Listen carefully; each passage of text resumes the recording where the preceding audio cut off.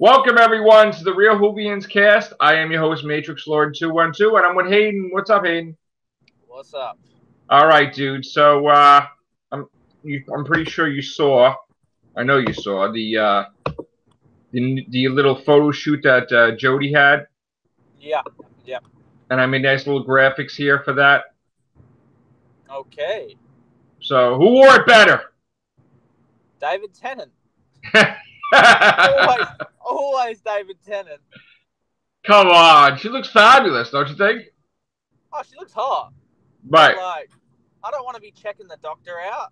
Exactly. I don't want to be checking out the doctor. I know. That's so weird. I know. It's like, I get it. He's a woman now, but that's still the doctor. Yes. It's the same guy who was just Peter Capaldi. I know. So, it's a bit weird.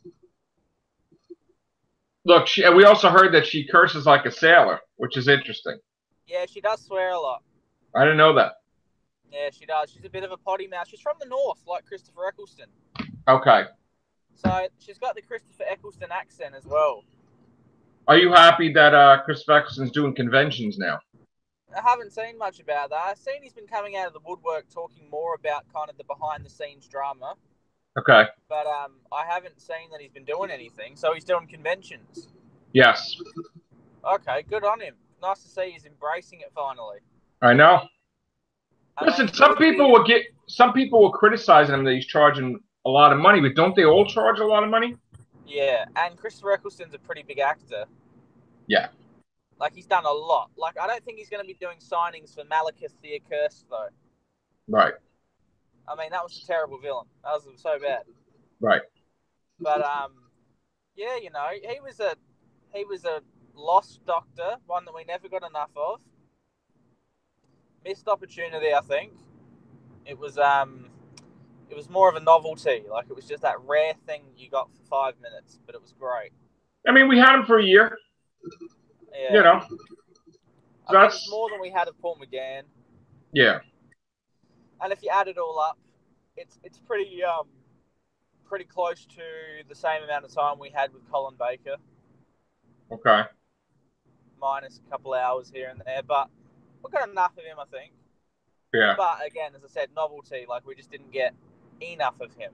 Right. Even though he did appear as a doctor, yeah. Yeah, I mean, we could establish him and stuff, but we didn't have enough time to grow comfortable with him. I know. You know, Tennant, where it was that was home, that's family.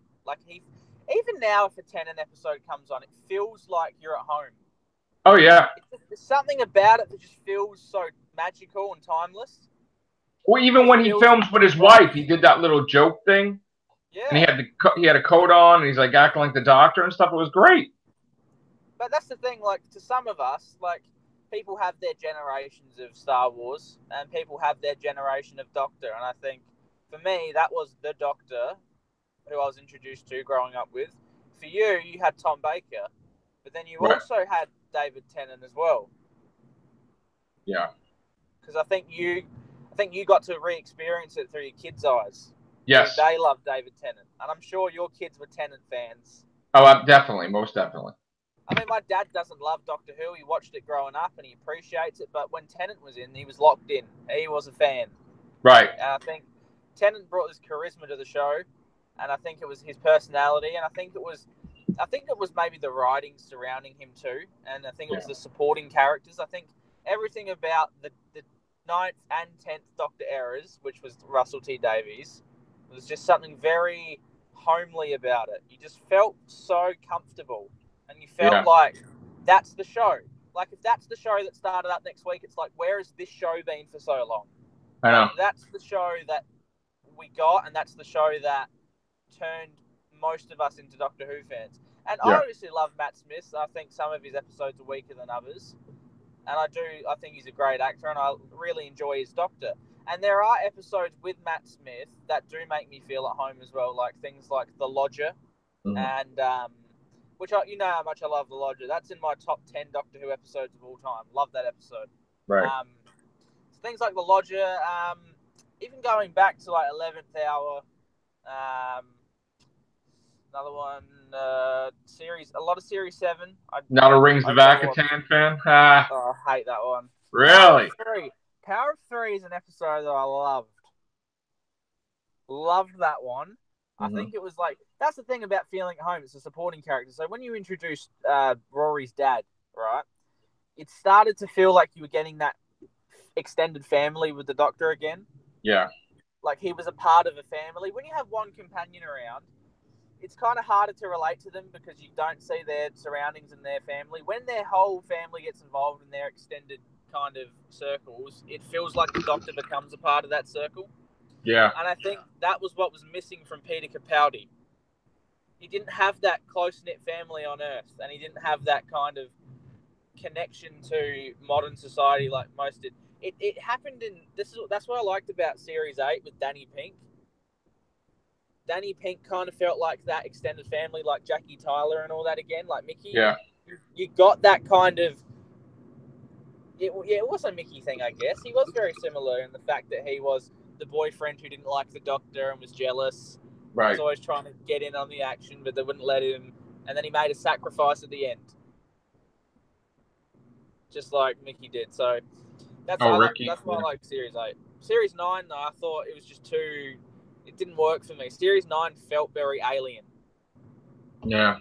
It didn't feel human. There was nothing that was really like, like something like Rogue One, where you only get to know the characters for an hour or two, and then they die.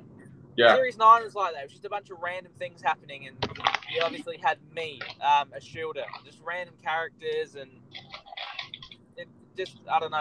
That might be a problem as well when you're always setting it in space and not coming to Earth as much. But back to the topic. David Tennant wore that suit like a man. That's right. Like a hot man. Go David Tennant. All right, David Tennant's the winner. That's my rant on why he's a winner. Yeah. But it is 5:05 a.m. and I've just come out from a long night, so I'm a little bit I'm wide Be seeing awake. you. Have a good night. I said be seeing you. Have a good night.